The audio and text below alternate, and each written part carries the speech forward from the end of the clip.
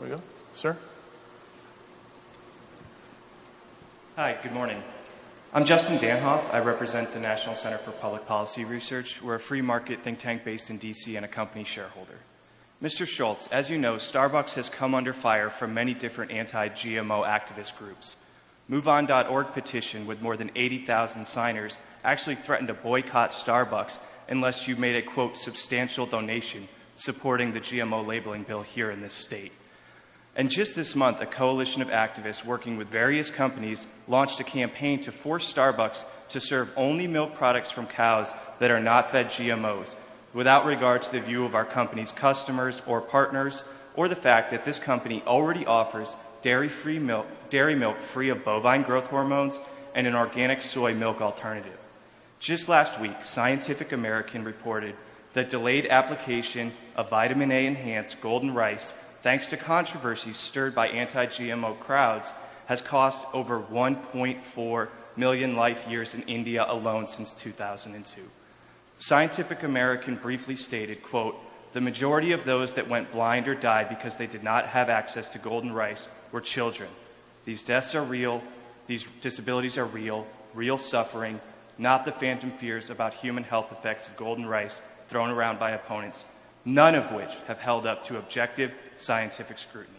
Mr. Schultz, by refusing to bend to the unscientific fears of the anti-GMO crowd, we applaud you. And I just have a very quick question. Some of the companies that are now working with those who are pressuring the company to reject all GMOs, they sell organic milk, coffee beans, paper supplies, and other products that this company now uses and may use in the future.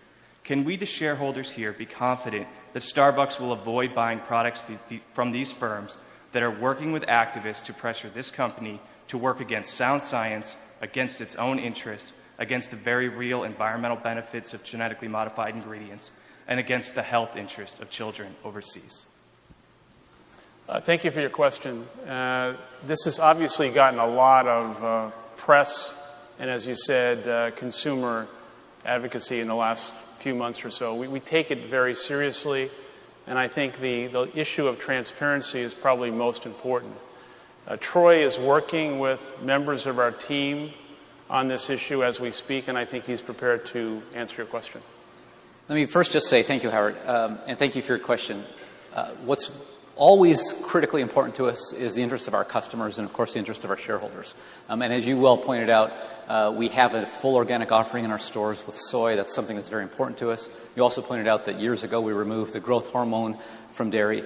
I would just comment that GMO, while we have had customers ask us about that, and some who are concerned about it, we take that very seriously, but it's a very, very complex issue. Similarly, sourcing in our supply chain, which I think you've asked about, is also extremely complex. I think I would say our commitment to you is twofold. One is we will always listen to the concerns of our customers and do everything we can that's reasonable and appropriate to respond to those in the best ways we can, even in these complex ways to navigate that deal with GMO, that deal with our supply chain.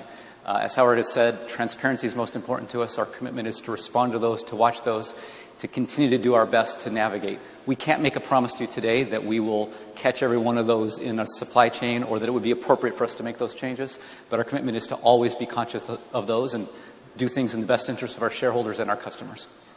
Thank you very much. Thank you.